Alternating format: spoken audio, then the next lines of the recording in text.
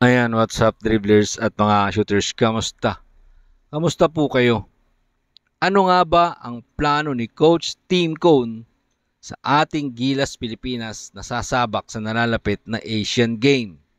5 bagong player ang umattend ng practice kanina, kauna-unahang practice ng Gilas Pilipinas na sasabak po dyan sa Asian Game. Yan po yung ating tatalakayin at kikilalanin sa video ito. Pero bago yan, mga shooters, baka po nagugustuhan nyo yung ating video. Ako po'y maglalambing at makikiusap sa inyo. Please hit like, share, comment down below. And don't forget to subscribe and hit that notification bell button para lagi po tayong updated sa ating mga Gilas Pilipinas video. Mga ka-shooters, ano nga ba ang plano ni Coach Tim Cone dito sa ating Gilas Pilipinas at nila Al Francis Chua at ng buong samahan ng SBP, San Miguel Corporation at ng PBA? Kasi ang dami pong lumabas na pangalan noong nakaraan na wala po dito sa unang araw ng practice ng Gilas Pilipinas. 'Di ba? Ang sabi po kasi nila, no, ito hindi naman po natin kino-question. Hindi po natin kino-question yung nangyayari ngayon sa ating Gilas Pilipinas. Kung ano po yung naandyan, malaki po ang ating paniniwala dito sa ating namamahala ngayon, dito sa ating head coach ngayon at sa ating team manager ngayon. Hindi po natin kino-question yan, mga shooters. So syempre, nagtataka lang tayo doon sa mga pinangalanan kasi mga wala yung iba sa unang practice. Pero yung nakikita natin doon sa mga comment na gusto ng ating mga fans na andyan po sa practice kanina ng Gilas Pilipinas. Di ba? So yun tinatanong natin dito ngayon, ano nga ba ang pinaplano ng mga to? Ano nga ba ang pinaplano ng ating interim head coach na si Coach Tim Cone at Al Francis Chua para palakasin ang ating kupunan na Gilas Pilipinas kasama ni Coach Tim Cone at ng SBP ng Samahang Basketball ng Pilipinas? Di ba? Alam po natin si Coach Tim Cone kung paano mag-isip, kung paano yung tactic na gagamitin niya rito. Kabisado na po natin yan. Pero ngayon, eto nga po yung unang 12 players na ipinadala po dyan, na ipinasa po dyan. Ngayon, mga shooters, dahil hindi na ito matutuloy, so iaapila pa po nila yan. 'Di ba? Diyan sa Asian Game. So sino-sino nga ba yung mga ipapadala talaga natin, 'di ba? Kasi kanina, mga shooters, may 12 player na umattend. No, hindi po kasama diyan etong si Jamie Malonzo. Dahil ito nga po ay nagkaroon ng back injury nung laban po natin diyan sa South Sudan. So talagang out na po ito, si Jamie Malonzo, out na po siya diyan sa ating kampanya ng Gilas Pilipinas sa Asian Game dahil ito nga po ay may iniinda pang injury.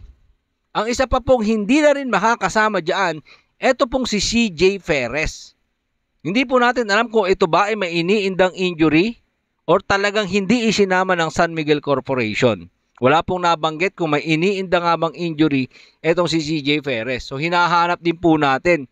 Wala po siya dyan at sinabi rin po ni Coach Tim Cone na hindi po makakasama yan 2 player na nabanggit, CJ Ferres and Jamie Malonzo. Yung Jamie Malonzo, nakita naman po natin na may back injury yan. Isa pa, na wala doon sa 12 na ipinasa, etong si Brandon Gunuelas Roser.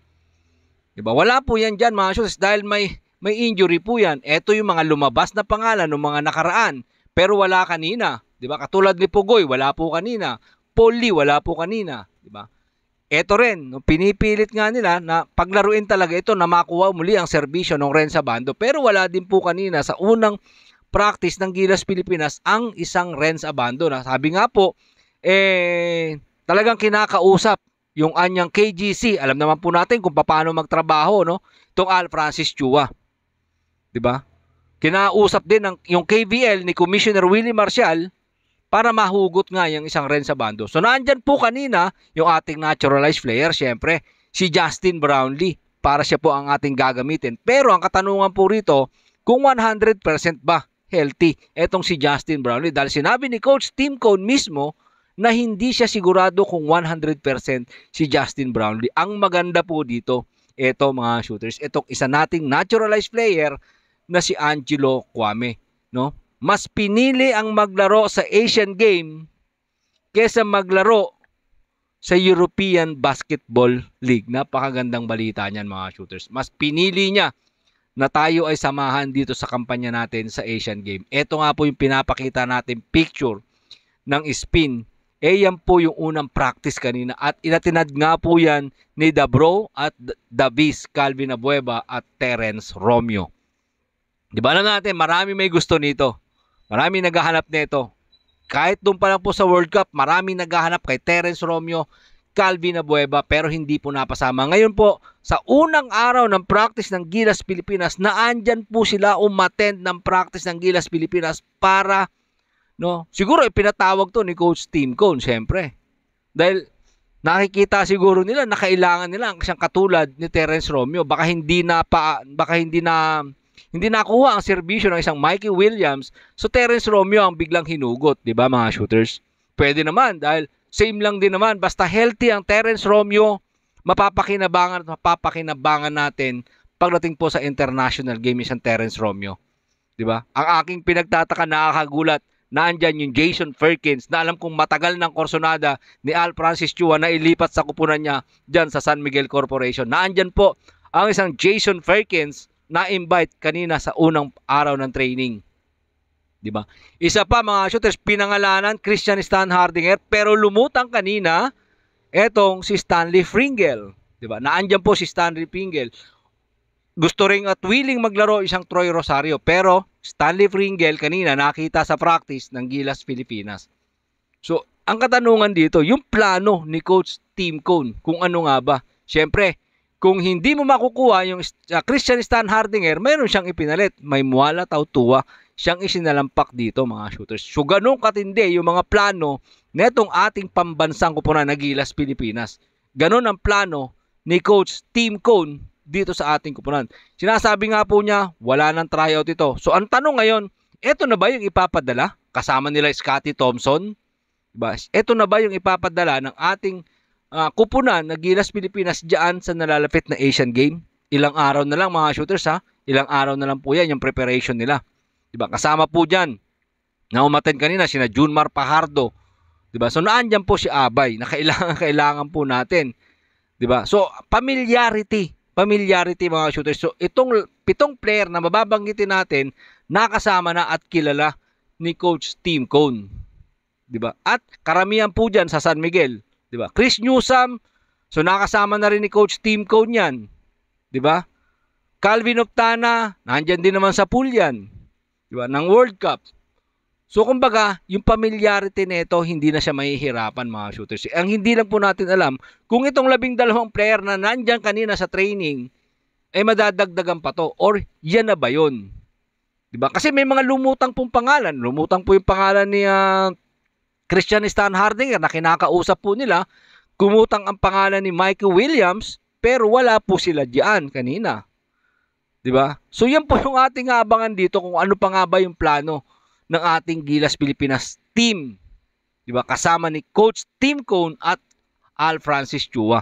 Yan po yung ating aalamin pa sa mga susunod mga shooters. At sinabi nga po kasi ni Coach Tim Cone dito na isang preparasyon ang gusto niya, yung magpo-focus na lang sila sa training. So, yun po kasi yung pinangahawakan natin dito mga shooters. So, kung yun po yung plano ni Coach Tim Cone dito, no, 12 player na nabanggit natin na naandito po ngayon sa training kanina, malamang yan na po yun. Diba? Baka hindi nakuha yung serbisyo ng isang Mikey Williams at ng Christian Stan Hardinger. Kaya ang pinalit, Muala Tautua, Jason Perkins, at ang ipinalit, Fringel and Romeo. So yun po yung mga naandyan. Kasi banggitin po natin, Angelo Kwame, Justin Brownlee, Thompson, Aguilar, Newsome, Pajardo, Optana. Wala po dyan si Roger Pugoy. So kung wala si Roger Pugoy, ang ipinalit, Calvin Abueva. Diba? So yan po yung mga lineup kanina dahil ang sabi nga niya, isang matinding defensive team ang kanyang bubuin. Well, kung defensive team, nandyan po ang Calvin Abueva, nandyan po si Jason Perkins, nandyan si Muala Tautua, and of course, nandyan si Angelo Kwame. Yan po yung maganda dyan mga shooters. Aabangan pa po natin yung mga susunod kung may madadagdag pa ba dito sa isinumiting lineup ng ating pambansang kupunan na Gilas Pilipinas kasama ni Coach Tim Cone at ni Coach Boss Al Francis Chua ng SBP sa Bahang Basketball ng Pilipinas at syempre ang San Miguel Corporation dito sa nalalapit na Asian Game. Marami pong salamat sa inyong panonood. Ano man po ang inyong maging opinion, pag-usapan po natin dyan sa comment section. Maraming salamat, ingat and God bless everyone. At yun, Laban Pilipinas, puso!